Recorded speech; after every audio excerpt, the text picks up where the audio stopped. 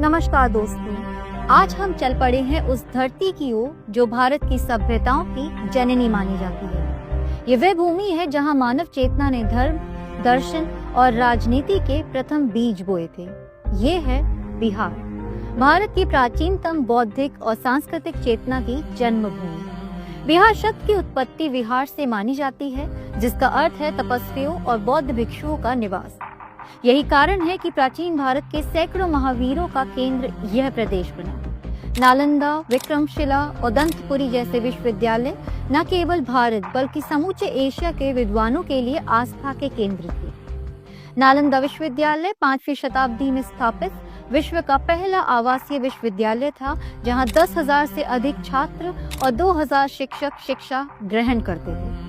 चीनी यात्री ह्वेनसांग ने यहाँ वर्षों अध्ययन किया और अपनी यात्रा वृत्तांतों में बिहार की विद्वत्ता का बखान किया। राजनीतिक दृष्टि से बिहार वह भूमि है जहाँ महाजनपदों की अवधारणा ने आकार लिया।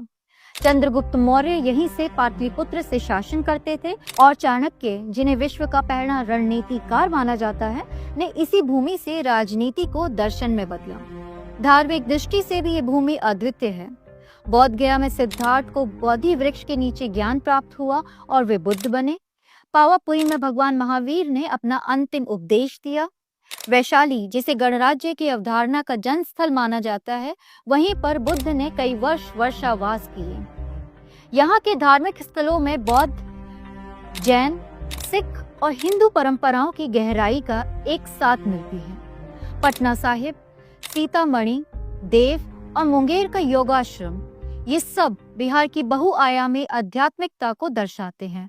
भूगोल की दृष्टि से बिहार गंगा के मैदानों में बसा एक उपजाऊ प्रदेश है, जिसकी मुख्य नदियां गंगा, कोसी, गंडक, घाघरा और सोन कृषि और जीवन का आधार है।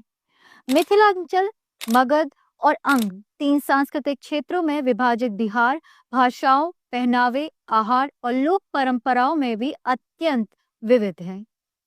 आर्थिक दृष्टि से बिहार अब पारंपरिक कृषि में आगे बढ़कर सेवा और निर्माण क्षेत्र में भी कदम रख रहा है। यहाँ गन्ना, धान, गेहूं और मखाना का उत्पादन बड़े पैमाने पर होता है।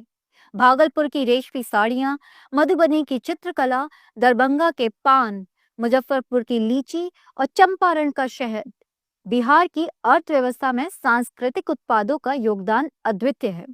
राजनीतिक रूप से बिहार ने भारतीय स्वतंत्रता संग्राम और लोकतंत्र को नेतृत्व प्रदान किया।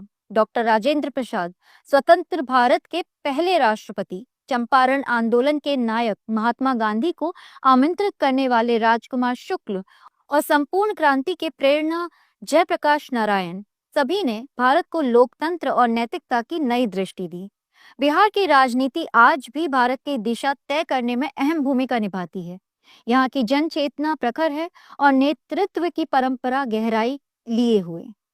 सांस्कृतिक दृष्टि से बिहार अद्वितीय है।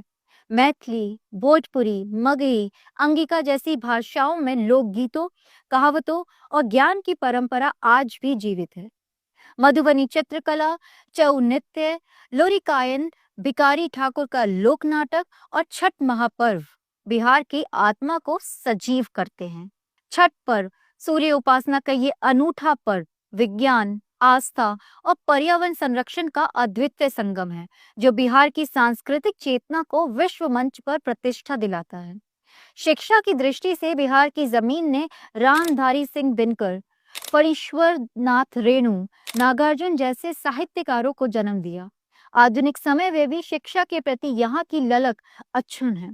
भले ही संसाधन सीमित हो, पर संकल्प व्यापक है। बिहार केवल एक भूगोल नहीं, यह एक चेतना है।